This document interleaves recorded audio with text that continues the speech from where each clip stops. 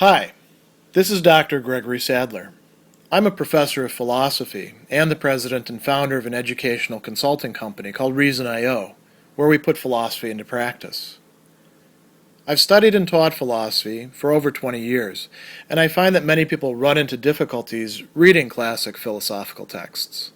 Sometimes it's the way things are said or how the text is structured. But the concepts themselves are not always that complicated, and that's where I come in. To help students and lifelong learners, I've been producing longer lecture videos and posting them to YouTube. Many viewers say they find them useful. What you're currently watching is part of a new series of shorter videos, each of them focused on one core concept from an important philosophical text. I hope you find it useful as well. Plutarch is going to begin his treatise, How a Person Can Be Conscious of Their Progress in Virtue, by criticizing some of the Stoic views on this matter, which are admittedly rather paradoxical. The Stoics were kind of at one extreme by comparison to all of the other schools of philosophy that thought that virtue and vice mattered and that you could move from being vicious to being virtuous in ways that we'll talk about. And I should point out that Plutarch discusses this at much greater length in his treatise on Stoic self-contradictions. But he's going to begin this treatise by, you might say, raising an alternate point of view and then pushing it out of the way, saying this doesn't really make much sense, and it goes against common experience, the ways in which we typically think about these matters, and there's some inherent contradictions within it. So first we should be clear what he's talking about. The title includes the word aisthesis, or, literally aisthoito, how somebody can sense, perceive. But the term that's being used throughout this more often is sun aisthesis. And so you notice that sun there, that is a prefix that is kind of an intensifier. The sun often means with, together, it connotes something a bit more systematic, you could say. So how do we develop, or do we indeed develop, awareness of becoming better people, better off, with respect to virtue, arete, goodness, right? And he begins by saying, well, let's think about this in other fields, right? We have music and grammar, so we have skills, things that we learn over time. Can you not tell that you're actually getting better with those? And he says, by the same token, in music or grammar, a person would not realize that they were making any improvement if in the process of learning they would in no way lower the level of their ignorance about these subjects. So that's one thing. Lowering the level of ignorance, becoming less ignorant, becoming more knowledgeable, right? There's a progress there. And his lack of proficiency in music, being able to play, grammar, being able to speak properly, would also persist to the same degree. So if there wasn't progress, then, you would just be the way you are. But that's not the case, is it? What about illness? When somebody gets sick, do we typically say, well, you're ill now, nothing we can do? The art of medicine doesn't say, so long, sucker. He says, so in the case of a sick man, a course of treatment that should not in some way affect an easing and alleviation of the malady, so less badness, by making it yield and let go its hold on him, would not afford him any perception of a change for the better until the opposite condition had been unmistakably engendered, his body having completely recovered its strength. So, does medicine work that way, where it's like an on-off switch? You're sick, here, take a pill. Ooh, now I'm suddenly better. No, it doesn't work that way. So he says, on the contrary, just as in these cases, people make no progress unless their progress is actually marked by the bad getting less, right? And turning towards the opposite direction, and then they can note the change. What about philosophy? Now, by philosophy, he doesn't just mean studying philosophy as an academic discipline. He means doing philosophy, applying the philosophy to your life to develop virtue, to become a better person. He says, so too in the study of philosophy, neither progress nor any sense of progress is to be assumed. So progress is prokope, very important term in ancient virtue ethics. It means getting better at something, right? You're not already virtuous, but you get closer and closer to it, right? Becoming less vicious could also be progress. And then a sense of progress, again, we see this term aisthoito, perceiving that, some sort of perception that you're actually making progress, being aware that you have made some progress. So how would we have this? He says, well, if the soul puts aside some of its gross stupidity and purges itself of it, and up to the moment of its attaining the absolute and perfect good, it shouldn't just be wedded to the evil, which is absolute. However, that seems to be the Stoic point of view. So this is going to be a problem for Plutarch and for anybody who is his audience, right? The Stoics, he thinks, make some big mistakes. And some of the mistakes that they're making don't even map onto each other. There's tensions even if you accept them. So the first one is thinking that the wise person somehow transitions from vice directly to virtue. And now this is a contested point, right? If we look at some of the Stoics who we have, Epictetus believes in progress because he's actually got a whole chapter on it. Marcus Aurelius seems to believe in it too. Seneca seems to buy into the Stoic view to some degree, but provides some explanations, so how there could be like some developments along the way.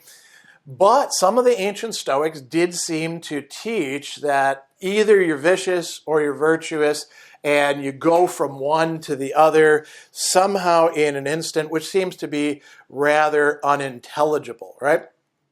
Plutarch says, if this be so, the wise man in a moment or a second of time changes from the lowest possible depravity to an unsurpassable state of virtue. All of his vice, which he has not in long years succeeded in removing even a small portion, he suddenly leaves behind forever. Right? Now, is that a plausible point of view?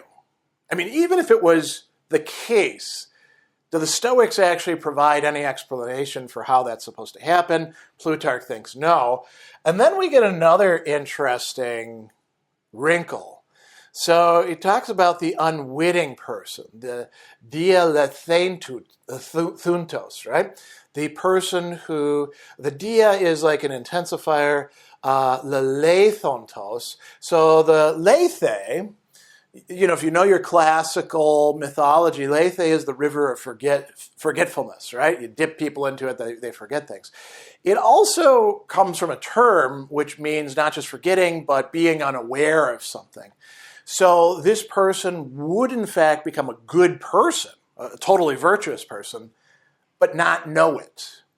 They would have somehow become good and it escaped their notice. So he says the authors of these assertions make for themselves a lot of trouble and great difficulties over the unwitting man who has yet failed to apprehend the fact that he's become wise, but does not know and hesitates to believe that his advancement, which has been effected by gradual and long-continued process of divesting himself of some qualities and adding others, has, as walking brings one to where he would be, imperceptibly and quietly brought him into virtue's company. So somehow he wound up there, sort of like a sleepwalker almost, right? You walked a couple miles from where you were and boom, now you're exactly where you need to be.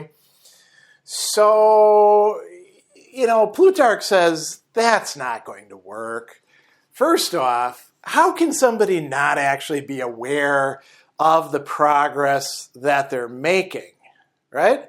How is this actually going to happen? He says, if there was such a swiftness and the change and difference so vast that the man who was the very worst in the morning should have become the very best at evening, or should the change have come about that he who was a worthless dolt when he fell asleep should awake wise and having dismissed from his soul his gross stupidities and false concepts, how would he not recognize that this had happened in his own soul, right? Put aside the fact that you can't get from vice to virtue overnight automatically in this way. But let's say that actually was the case. How in the hell would he not know that? This doesn't seem to make sense. So if you buy the wise person somehow does transition from vice to virtue, in a heartbeat, how could they also be the unwitting person, right? So this really just doesn't make sense for him. And he says, the Stoics are basically trying to force the facts into an unnatural agreement with their own assumptions. And this fills philosophy with a lot of difficulties, including figuring out how we can, in real life, become good people. They are going to, raise another problem. The Stoics are making all non-virtuous people equally bad. So they're all just as bad as each other. And he says, if we actually consider some cases, this is going to be a problem. But he also says, listen, if we buy into this, then what the hell is progress, prokope? Is this just an empty word? Does this not make any sense whatsoever? This thing that we do believe is the case. So then he goes on and he considers some classical cases. He says they're making the wrongdoing or the injustice of Aisthoito equal to that of Phalaris. Now, if you know who Phalaris is, he's associated with this bull that he would place people inside, roast them alive, and their screams would come out through pipes as a kind of, noise that he liked. That's pretty awful, right? Is Aisthoito that bad? No. So we do want to have some distinction about that. The cowardice of Brasidas compared with that of Dolan. So Brasidas is a general. He's actually, on the whole, a pretty good guy. But, every once in a while he gets afraid of things. Is that the same thing as being afraid all the time? No. So, cowardice is not equal in both of these. And then he's got a really interesting example. It's translated here as the hard-hearted attitude. And the term there is actually agnosunen. And what that means is being unforgiving, not giving people a pass. And who is he going to contrast? Plato with Miletus, the guy who brought up Socrates on charges and effectively engineered his execution. So is Miletus just as bad or just as good as Plato? Hell no, that's not the case, right? And he wants to say this is pretty ridiculous to buy into. And he says this doesn't even jibe with their practice. So here's where we'll close. He says that in the life and practice of these Stoics, they show an aversion for the later men that we've talked about and avoid them as ruthless, but the former they seem to think are people of great worth because they cite them with confidence in the most important matters. They put trust in them, like putting trust in Plato. If Plato is just as bad as Miletus, why the hell would we read him at all? So he's saying, you Stoics, you're not actually consistent in the way that you behave, with the theory that you are putting forth. And so he's saying all this to push this out of the way and say, now we can actually start looking at what would it be like to make progress? What signs do we have of somebody moving from a bad condition to a better condition?